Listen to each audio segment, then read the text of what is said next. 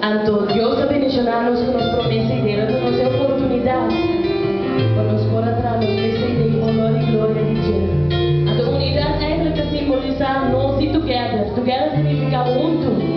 A maioria de nós é bem chiquito. Nós lá junto da igreja. Anto Dios todo nosso talento nos esconde e nós vamos descobrir nada.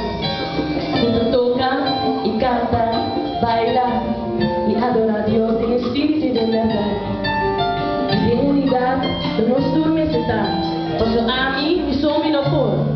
Se me like a mim, nós estamos fuerte. Se me like a dinheiro, nós estamos mais fuerte.